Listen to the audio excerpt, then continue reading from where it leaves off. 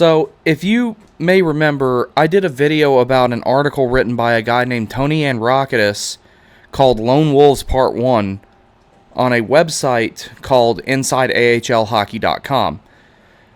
I'm not going to pretend that I didn't do it, but I chirped the guy on his wedding photo about there being a Part 2.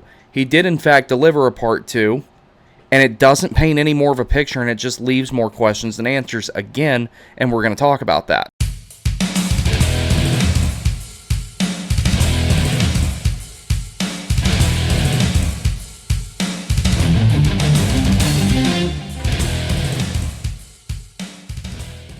Alright, so we're going to take a look at this article here. We're going to go through it and read it. I read it at work today, so this is only going to be the second time that I look at it and everything.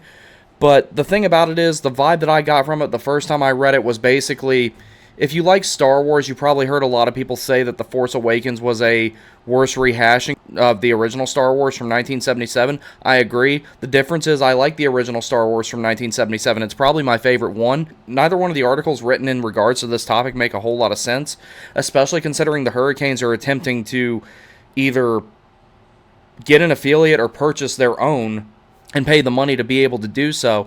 That topic's going to get its own video, because then you can get into speculation about where would the facility be, the name of the team. That's fun stuff to talk about, so I want to keep that separate.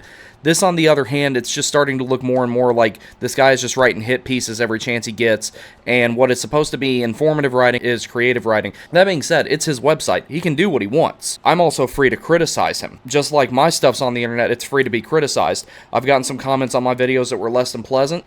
So be it. You're allowed to have that opinion. And personally, part of the mistake I make, I'm not very good at titling videos. Hopefully I did a little bit better this time. Alright, so let's go through this article here. This is part 2 of a mini-series on the 2023-24 Chicago Wolves Lone Wolves, coming from an extended, in-depth one-on-one interview with Wolves GM Wendell Young. If this was one interview, why did you need 2 articles? The first one wasn't even that long. If you missed part 1, how did it come to this? It can be found here. Or I have a video about that. I'll leave the link to it in the description. That will help you follow up and understand what I've been looking at in regards to this particular topic. Tony Androckitis, the guy blocked me on Twitter, but apparently he's been saying more stuff on there, and a couple of Canes fans had communicated with me a little bit on there about it. While both sides remain committed to saying that the decision for the Carolina-Chicago affiliation breakup was a decision they didn't make, the end result left the Hurricanes without a place to put their NHL contracted players outside of their 23-man roster limit at the NHL level. So here's what doesn't make a whole lot of sense about that particular statement right there. As far as I know, the Hurricanes have said absolutely nothing else in regards to the American Hockey League other than assigning Dylan Coughlin to the Springfield Thunderbirds and Pyotr Kochetkov to the Syracuse Crunch, or things of that nature. I don't think that they've said anything else about this. It also left the AHL Chicago Wolves without an NHL partner, which led to General Manager Wendell Young's massive chain email to over 100 hockey agents to get the ball rolling, with their stated intentions of operating as an AHL franchise completely independent of an NHL partner in 23-24. Everything that's been said in the first 2 paragraphs was already said in the first article. Usually when you have an affiliation, you're basically looking for 5-6 players that fill the need somewhere where there's not signings or draft picks prospects from the NHL team. Young told InsideAHLHockey.com, "This year I had an empty board to start the season, so it was really unique." Well, I mean, dude, that's a lot of times what you get in like the E and the SPHL and the Fed, where you have a protected list if all those guys come back, and then you start rebuilding from there. So, yeah, that's unique at the American Hockey League level, but the 2 leagues right below that, that's not irregular at all. When it came time for Young to begin putting together the 23-24 roster, he knew that the talent pool and AHL deal was going to be limited. It was a situation where I could call an agent and say, okay, I don't have any NHL contracts, I don't have an NHL camp, I have no prospects camp, and I have no prospects tournament. Which one of your clients would be interested in signing an American Hockey League deal? Maxime Comtois was one of the guys who signed one. We'll get to that in a little bit because it's mentioned later here. Young was also aware that his team, in order to have the active player roster compliant with the American Hockey League's development rule, couldn't just be loaded with over-the-hill veterans. So that's totally true as well. There's actually a rule about that. And it's actually there's a rule about that, and it's stated in the next paragraph, and it's completely accurate. And this is actually the first part where this article starts to provide any new information to the situation, but it does so by way of stating a already known rule, as opposed to stating anything else in regards to the Hurricanes and the Wolves and their interaction with this, the Hurricanes and Wolves and their interaction in regards to this divorce. AHL rules state that of the 18 skaters, goaltenders excluded in the active lineup, only 6 skaters can be veterans, players who entered the season with over 260 pro games of experience.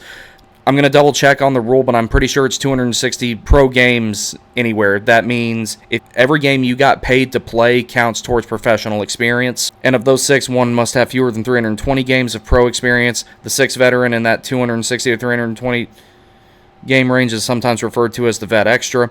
If I could sign 25 veterans, I'd have one hell of a team, Young told Inside AHLHockey.com with a laugh. The toughest part was getting non-veteran players that weren't already under contract with an NHL team or another AHL team. So part of the reason for that is all the players that are already somewhere in the pecking order that you think could potentially have an NHL future, someone that, be it a short-term or a long-term one, all the best players available, trust me, everybody has a list of who the best players available are. It's no secret. Yeah, there's some nuance to it, deciding what your organization might need and everything like that, but these guys are where they're at for a reason. Pretty much everybody that plays professionally has been on a radar somewhere since they were a teenager. In terms of a sale pitch, Young said that he was pretty blunt and to the point. No draft pick entitlement, best player plays, he explained. Okay, I guess one of the advantages of us being independent, there's no first rounder, second rounder, high prospect, whatever, that's got to play. Everyone knows that. Players know it, coaches know it, management knows that there's a pecking order, but my sales pitch was I'll give a platform to the guys to succeed. Hopefully some of these guys go to get an NHL contract and make it back to the NHL or to the NHL. So I guess what he means when he says draft pick entitlement, this must go back to the Hurricanes front office. This must go back to where they were saying that the Hurricanes front office was allegedly pressing them to give the prospects more ice time over the veteran players. To me, that's not an irregular thing. The prospects are the guys that are typically the ones that are the most skilled ones on the team, the ones that are looking to go potentially to the NHL to be anywhere between someone who's on your fourth line or your bottom pair, or eventually one day they're your second or first line center or something and signing an 8-year deal. That's a distinct possibility as well. This is where it's strange to me that the Hurricanes are allegedly supposed to take a large part, if not the entirety of the blame, when out of the entire long relationship the NHL and AHL have had with organizations having affiliates, with the exceptions being times that NHL teams also own their AHL team, that out of that long relationship and the turbulent history that the Wolves have with NHL partnerships, that this is the first time that this is happening. Whether or not the 23-24 Chicago Wolves will be a contender in the AHL remains to be seen as the regular season got underway this weekend. One thing is for certain, regardless of the circumstances which led to this unique situation, this is the first AHL team playing without an NHL partner since the 1994-1995 Worcester Ice Cats. All sides agree the current situation is not good for anyone involved. That was said in the last article. This being independent is not a perfect situation for anybody. It's not good optics in any way for anybody, Young said, adding, it's not a good operational way to be, especially for an NHL team. So we're trying to resolve it. We're trying not to be independent next year, but if we are, we are. We move forward and we do what we do. Right here, this roster is listed and everything. What we're going to do is I'm going to go look at the Chicago Wolves roster, and I can already guarantee you, because I've got it pulled up, but I haven't looked at it yet, other than what's listed right here. I can already guarantee you this roster is weaker without Jamison Reese, without Noel Gunler, without Pyotr Kochetkov, albeit he probably wouldn't have been there the entire time this season. This roster, there's no way in hell it's as good as it would have been with those guys, where they won a Calder Cup a couple of seasons ago. Now, I'm looking to see if I recognize any of these names as far as maybe someone who I saw playing in Norfolk in the E, or maybe an SPHL player, because I'm very familiar with those two. I do see a familiar name on here already, but we'll go through them. Torey Dello, no idea who that is. Tyson Feist, no idea who that is. Austin Strand, no idea who that is. Hank Crone. Cole Schneider, that name sounds familiar. Ryan Wagner sounds familiar. Nathan Susi, that name sounds familiar. Calvin Fitzgerald, he played in the NHL for a bit.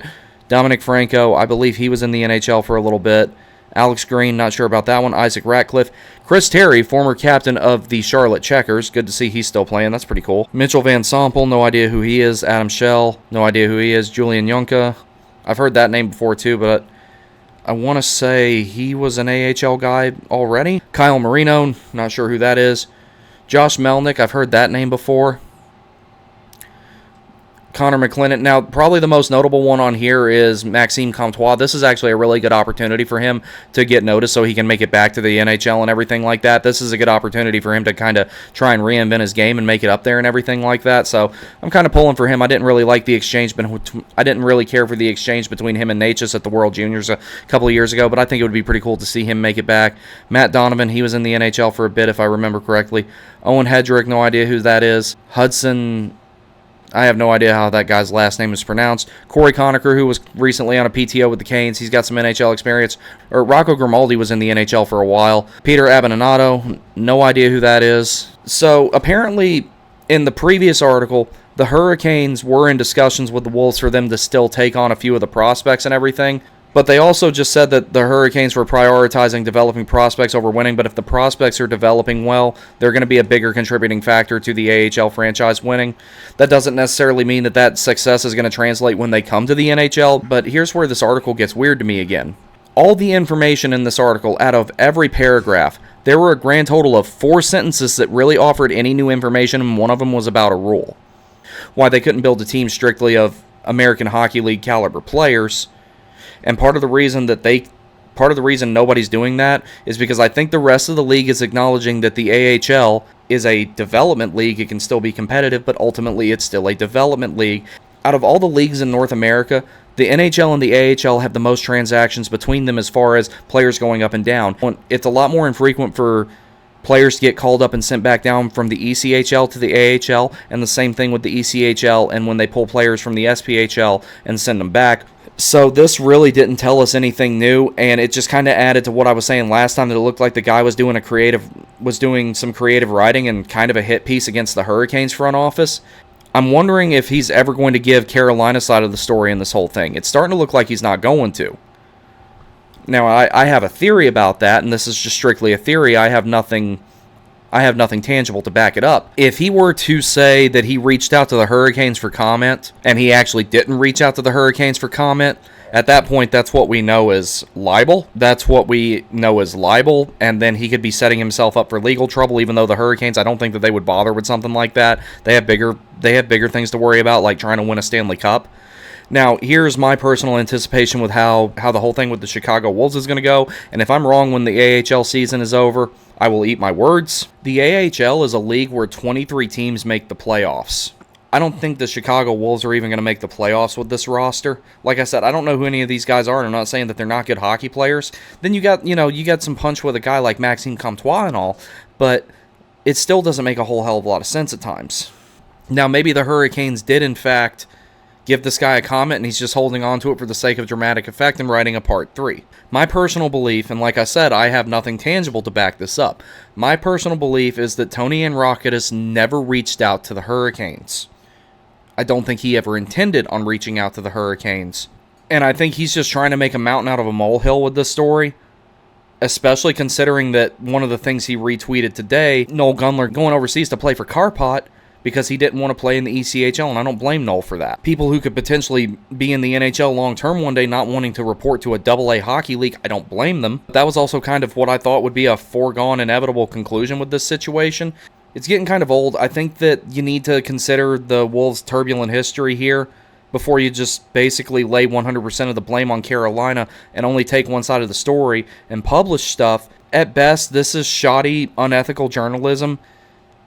And maybe the guy's got an agenda. I don't know what the deal is, but these articles make absolutely no relevant sense whatsoever at all. If nothing else, this is a video advocating for the Hurricanes owning their own minor league franchise, and that they own it, and then they never have to worry about something like this again. Put it somewhere in North Carolina, put it somewhere in South Carolina, maybe, I don't know, buy the Admiral something, anything but this garbage. So one other thing that I want to point out as I'm wrapping this up here, whether the Chicago Wolves are affiliated with the Hurricanes or not, they still end up with a similar, if not the exact same 23-man roster they have at the NHL level, and the Wolves end up with a completely different roster. The Hurricanes, barring something with the league stepping in, be it at the NHL or the AHL level, I don't see any reason why they don't either A, find an affiliate, or B, what I think is the more likely outcome at this point, they just buy one, and maybe the AHL gets an expansion team, or they buy one of the existing franchises. Whereas the NHL teams all have affiliates minus the Hurricanes, and all the AHL teams have affiliates minus the Wolves. The Hurricanes have more cards to play in terms of gaining an affiliation, be that through expansion and buying one. The Chicago Wolves, I don't think, are going to create the 33rd NHL team by way of expansion, buy it, and become their affiliate. So that's all I got for this video. I got another one that I'm going to be working on tonight, and then I'm going to go play some Beer League. If you like this video, please like, comment, subscribe, share, all that good stuff. Please consider donating to my Buy Me a Coffee. Link in the description. Y'all take care, and I'll see you next time.